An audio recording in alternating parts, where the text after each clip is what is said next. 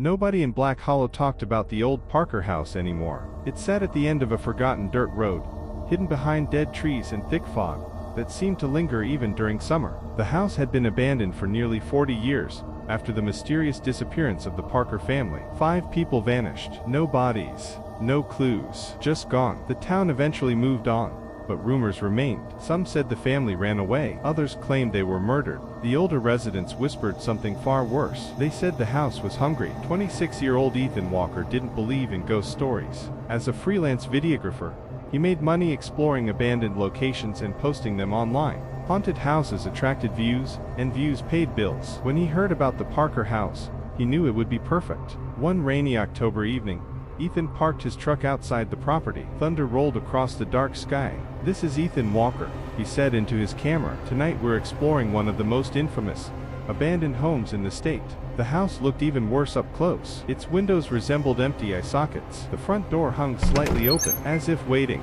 Ethan laughed nervously. "Let's go inside." The moment he stepped through the doorway, the air changed. Outside was cold. Inside was freezing. His breath immediately became visible. The wooden floor creaked beneath every step. Dust covered everything.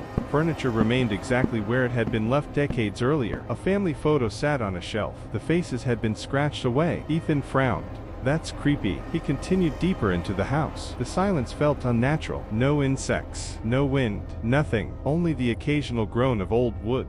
Then he heard it. A whisper, very faint, almost impossible to notice. "Help me." Ethan froze. He looked around. Hello. No answer. He checked every room on the first floor. Nothing.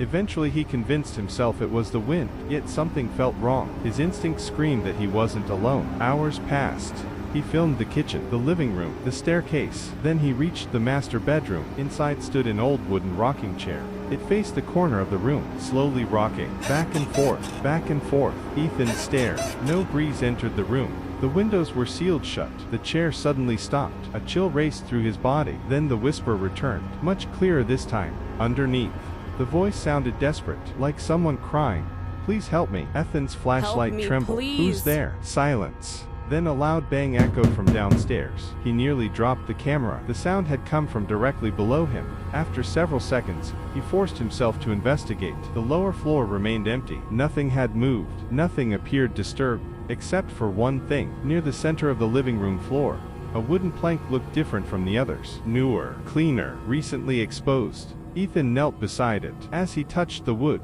the whisper returned. Directly beneath him, "Let me out." His heart pounded.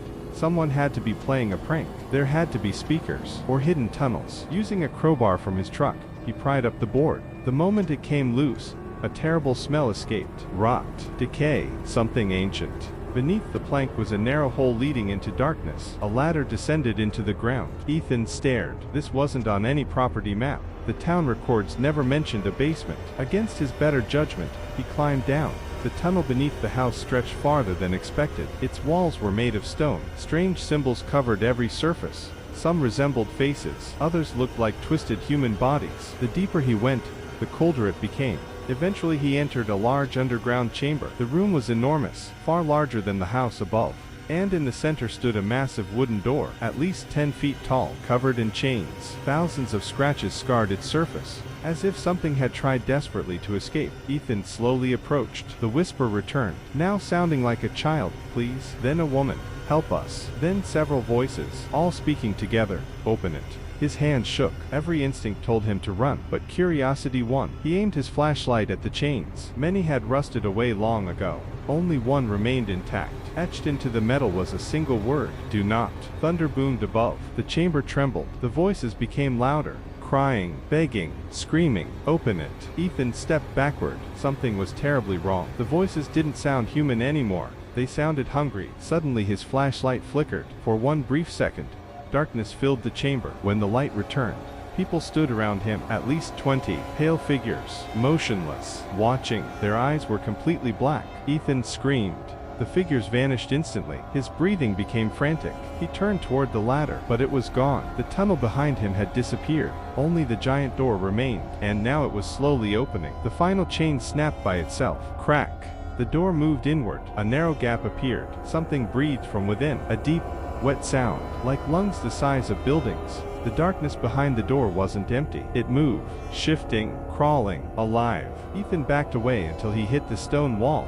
The chamber began shaking violently. Thousands of whispers filled the air. He suddenly understood. The voices weren't trapped behind the door. They were bait. The Parker family had never disappeared. They had been consumed, just like everyone else who entered this place. The thing behind the door used their voices to lure victims closer, and now it wanted him. A long black arm emerged from the opening, far too thin, far too long. Its fingers scraped across the stone floor, searching. Then another arm appeared, and another, and another. Dozens of them, attached to a shape too large to fit through the doorway. Ethan ran, desperately, blindly. The chamber transformed around him. Walls twisted, stone melted, the air filled with screams. Every direction looked identical. Behind him came the sound of crawling limbs. Faster, closer. He could hear the creature whispering, using his own voice. Ethan. He stumbled, fell. The camera crashed against the floor. The lens cracked. Static filled the screen. As Ethan struggled to stand, he saw something impossible. A ladder, directly ahead. The way out. He sprinted toward it. The creature shrieked. A sound so horrible it felt like knives inside his skull. He climbed. Faster, faster. The black arms grabbed at his legs. Missed by inches. Finally he reached the living room floor, and pulled himself free. Without looking back, he slammed the hidden board shut. The whispers instantly stopped. Silence. Complete silence. Ethan ran from the house. Rain poured from the sky. He jumped into his truck and drove away. He never uploaded the footage, never spoke about what happened, never returned. Months later, curiosity got the better of him. He reviewed the final recording. The camera captured only fragments. Darkness, static, screams. But near the end, one frame froze clearly. The image showed Ethan climbing the ladder, yet something stood behind him. A woman, pale, motionless. Her face twisted into a smile. On the wall beside her were hundreds of scratches, written over and over again. The same sentence. He opened the door. He opened the door. Ethan immediately deleted the footage. The next morning he woke to a whisper beside his bed. Soft, familiar, coming from underneath the floorboards. Let me out. Nobody has seen Ethan since Rom the inside, and every wall contained the same message. He opened the door.